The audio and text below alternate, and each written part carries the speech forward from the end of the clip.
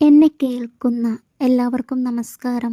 കള്ളക്കർക്കിടകത്തിലെ നാട്ടുവൈദ്യങ്ങൾ എന്ന സീരീസിൻ്റെ 9ാം ഭാഗത്തിലേക്ക് എല്ലാവർക്കും സ്വാഗതം.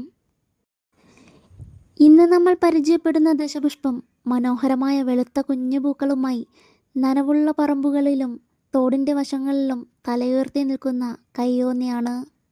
കയ്യന്യം, കേശരാജൻ എന്നീ പേരുകളിലെല്ലാം അറിയപ്പെടുന്ന ഈ ചെടി മുടിയുടെ ആരോഗ്യത്തിനും സംരക്ഷണത്തിനും ആയുർവേദത്തിൽ നൽകിയിട്ടുള്ള പ്രാധാന്യം ചെറുതല്ല.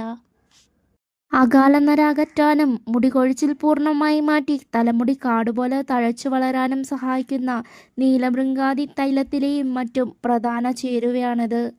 കേവലം മുടി സംരക്ഷണത്തിന് മാത്രമല്ല, കർക്കിടകത്തിലെ തണുപ്പുകാലത്ത് തലച്ചോറിനും കണ്ണിനും നല്ല തണുപ്പ് നൽകാനും കാഴ്ചശക്തി വർദ്ധിപ്പിക്കാനും കയ്യോന്നിക്ക് പ്രത്യേക കഴിവുണ്ട്.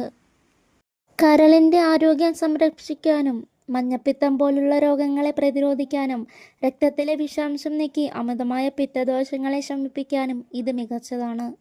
കയ്യോന്നി സമൂലമായി പറിച്ച് നന്നായി കഴുകി വൃത്തിയാക്കിയാണ് കർക്കിടക കഞ്ഞിയിൽ ചേർക്കാൻ നീരെടുക്കുന്നത്.